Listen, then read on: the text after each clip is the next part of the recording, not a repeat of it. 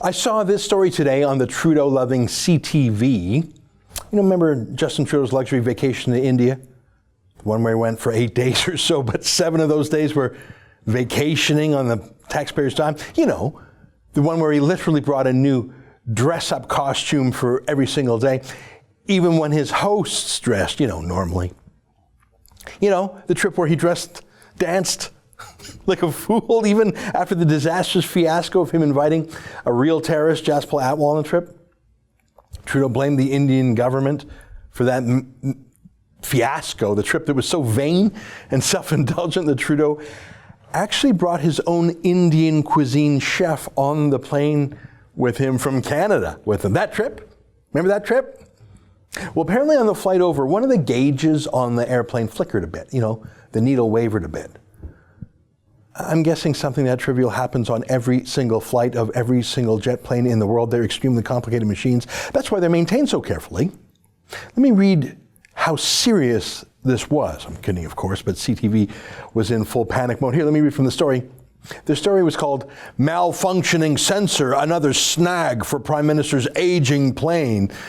And the story wrote, emails obtained by CTV's Mercedes Stevenson through an access to information request show that a gauge designed to monitor engine temperature began fluctuating randomly during the February 16th flight to New Delhi, and that a ground crew at a scheduled refueling stop in Rome found a few loose wires. So that's all you got? That's what you got? There was a loose wire, and then there was a gauge that fluctuated a bit? You guys okay? You need grief counseling or something? Well, isn't it obvious? I mean, we need to buy the Prime Minister a brand new VIP-style jet to compete with Donald Trump, who's getting a new 747, The CTV article doesn't even pretend it's not lobbying for this. They quote Greg McEachern. Yeah, he's a liberal lobbyist, saying we absolutely should buy his pal Trudeau a new jet. I mean, when Trudeau jets down to the Bahamas to visit his pal, the Aga Khan, on that private billionaire island, he's got to arrive in style, people. You can't have a loose wire. Look, I know why the United States needs Air Force One. It's not just a way to travel. It's a mobile White House designed to be a command center for the entire U.S. Armed Forces in case of a nuclear attack. It's nice inside the jet, I'm sure, but it's not built for nice.